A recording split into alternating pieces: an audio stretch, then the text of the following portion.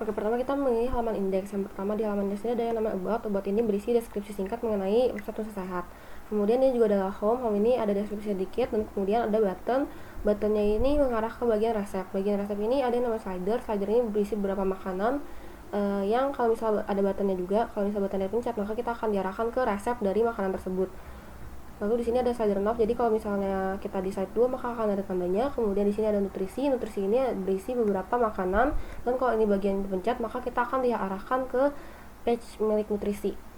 Kemudian di sini kita ada sedikit CSS-nya. Jadi yang pertama kita import font yang digunakan, kemudian definisikan root, kemudian menggunakan ini universal. Kemudian di sini kita menggunakan HTML untuk mengatur scroll behavior-nya. Terus di sini ada yang about, ini untuk mengatur display, kemudian height, position dan semacamnya. Kemudian mengatur teks. Kurang lebih semuanya begitu. Lalu ini ada keyframe. Jadi kalau ada move up, animasinya nanti akan naik ke atas, kemudian kalau move down akan turun ke bawah. Kurang lebih semuanya kayak gitu. Lalu kalau di sini ada button, di hover maka warnanya berubah jadi merah dan juga scale-nya bertambah besar. Untuk semua stylenya kurang lebih seperti itu, baik di nutrisi, resep, dan bagian-bagian lain. Lalu di paling bawah di sini ada yang namanya media screen, yaitu mengatur apabila screen kita lebih kecil, misalnya kita akses menggunakan HP atau menggunakan tablet, maka screen ini berguna supaya tampilannya tetap bagus. Lalu di sini kita memiliki script ini supaya seperti yang sudah dibilang tadi kan ada slider ya. Slidernya ini supaya bisa auto slide. Di sini dalam hal ini 3 detik aktuatornya, maka kita menggunakan fungsi ini. Lalu fungsi ini juga ada, supaya slider buttonnya tadi ada tanda, yaitu di navigation bar-nya, maka kita akan menggunakan fungsi ini. Selanjutnya untuk halaman info nutrisi, HTML tersendiri terbagi menjadi beberapa bagian. Yang pertama ada navbar, kemudian ada hero section, di sini juga ada search bar. Kemudian ada container, di sini akan menampung button untuk menampilkan bookmarks. Kemudian ada fitur filter, kemudian dia akan menampung dan mendisplay semua food cart yang ada, dan juga ada button lebih banyak untuk menampilkan lebih banyak food cart. Kemudian ada juga pop up, ini untuk menampilkan pop up detail makanan yang ada. Ada juga bookmark pop up, di sini berguna untuk menampilkan makanan-makanan yang sudah dimasukkan ke dalam bookmark. Dan juga ada section recipes, ini berguna untuk menambahkan carousel serta link ke resep-resep rekomendasi. Dan yang terakhir ada juga footer. Untuk CSS-nya di sini saya pertama menggunakan root. Ini saya gunakan untuk mempermudah pemilihan warna agar sesuai dengan color palette yang sudah ditentukan. Kemudian ada juga H3 untuk memastikan semua H3 dalam web di format dengan format yang sama. Kemudian ada CSS untuk hero section, ada juga untuk search bar yang ada di hero section. Kemudian ada juga untuk container yang nantinya akan menampung button bookmarks, fitur filter, food cart, pop up dan bookmark pop up, dan juga ada button untuk load more. Kemudian ada juga CSS untuk carousel resep. Di sini saya juga menambahkan animasi untuk beberapa elemen yang ada, dan yang terakhir di paling bawah ada media query untuk fitur responsif. Kemudian untuk JavaScript-nya, di sini kita akan assign dulu variabel-variabel yang kita perlukan untuk digunakan nantinya. Kemudian di JavaScript ini ada fungsi untuk create food cart buat setiap data makanan yang ada. Kemudian ada juga fungsi untuk show pop-up detail setiap makanan. Ada juga fungsi untuk bookmarking setiap makanan, baik itu menambahkan atau menghapus. Kemudian ada juga event listener untuk menutup pop-up food cart kalau tombol X close itu dipencet. Ada juga event listener buat tutup pop-up food cart kalau user klik di mana aja yang areanya itu di luar pop-up. Kemudian di sini variabel kita assign untuk menerima input search dari user. Kemudian ada fungsi untuk menampilkan food cart setiap halaman. Kemudian ada juga event listener untuk button load more. Ada juga fungsi untuk search berdasarkan nama makanan. Kemudian ada event listener buat search supaya search-nya ini baru jalan ketika tombol enter dipencet. Kemudian ada juga fungsi untuk mendisplay semua food cart dari awal. Lalu di sini ada fungsi untuk fitur filter yang dimana akan difilter berdasarkan kalori dan juga ingredient. Maka dari itu saya menambahkan event listener untuk field kalori dan field ingredient.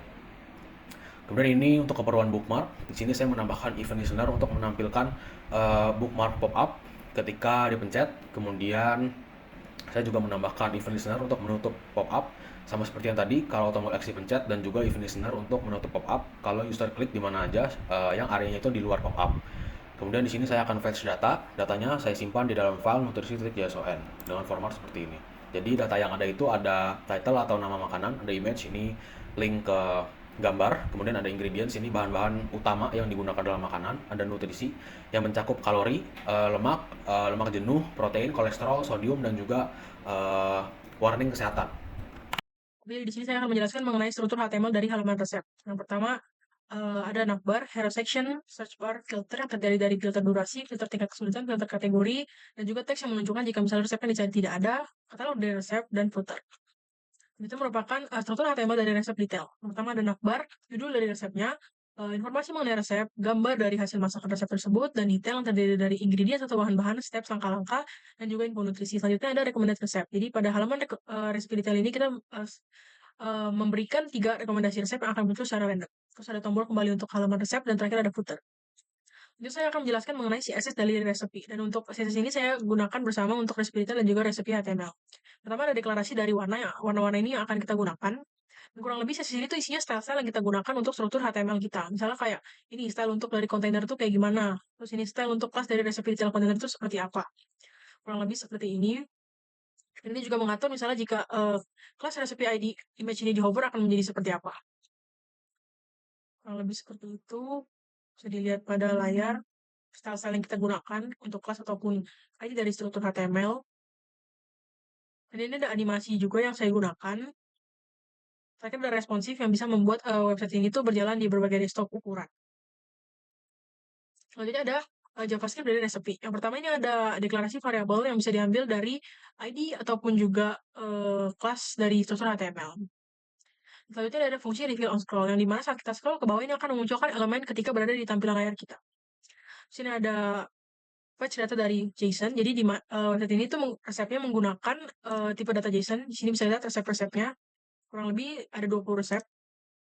Di sini ada event listener untuk search bar, ada event listener untuk halaman resipi detail, dan juga ada event listener untuk halaman resipi detail pada bagian rekomendasinya. Ini ada fungsi untuk membuat tombol favorite button jika diklik akan berubah warna menjadi merah. Terus ini merupakan fungsi untuk menampilkan data-data mengenai makanan yang sedang kita pilih di halaman resepi detail. Nah, jika resepnya tidak ada, akan memunculkan tulisan resepi.com. Di sini ada fungsi event listener untuk filter, terdiri dari filter durasi, filter tingkat kesulitan, dan filter juga kalori. Ini merupakan fungsi filter. Ini juga merupakan, di dalamnya juga terdapat fungsi di mana kita bisa menampilkan makanan-makanan yang sudah kita filter. Resep makanan yang sudah kita filter. Di sini ada fungsi untuk filter durasi masak dan juga filter kalori. Terus terakhir ada fungsi untuk menampilkan resep dengan pagination. Nah, jadi pada website ini tuh kita menampilkan 6 default resep, dan jika kita ingin memunculkan lagi, kita bisa mencet tombol lebih banyak, nanti akan muncul 6 resep lainnya. Ini merupakan fungsinya. Lalu terakhir ada fungsi untuk display recommended recipe. Nah, display recommended recipe ini terdapat di halaman resep detail. Jadi, setiap halaman resep detail terdapat 3 rekomendasi resep yang kita berikan. Dan itu akan muncul secara random untuk setiap resep detail. Dan ini fungsi untuk mengacak urutan dari recommended resep tadi yang ada di halaman resep detail. Oke, selanjutnya kita memiliki about us. About us ini ada deskripsi mengenai website, kenapa ini dibuat dan semacamnya. Kemudian ini juga ada namanya tim. Jadi bagian tim ini berisi informasi mengenai anggota kelompok dan juga ada beberapa quotes. Kemudian ada stylenya juga seperti biasa. Kemudian di sini di bawahnya juga tetap ada yang namanya media on the screen untuk mengatur responsivitasnya. Oke, selanjutnya kita memiliki navbar. Navbar ini isinya ya supaya kita bisa pindah-pindah page dengan mudah. Kemudian di sini juga ada yang namanya stylenya, seperti biasa root, import, dan universal selector. Kemudian ini ada navigation barnya, dan di bawahnya juga ada pengaturan kalau misalnya layarnya lebih kecil seperti menggunakan HP. Nah, di sini kita juga memiliki yang namanya footer. Footer itu sama mirip seperti navigation bar. Ini ada menunya, fungsinya mirip kayak navigation bar juga. Lalu di sini kita punya kontak us yang menggunakan sosial media. Nah, di sini juga ada yang namanya CSS dari footer tersebut. Ini seperti biasa, cuma mengatur import, root, universal selector, kemudian mengatur displaynya, padding, gap, teks, dan semacamnya. Di sini juga ada apabila untuk penyesuaian screen. Lalu di sini kita memiliki yang namanya navbar footer. Ini jadi kita Dengan menggunakan ini, maka kita tidak perlu mengcopy-copy navbar dan footer sehingga semuanya bisa diletakkan di setiap halaman.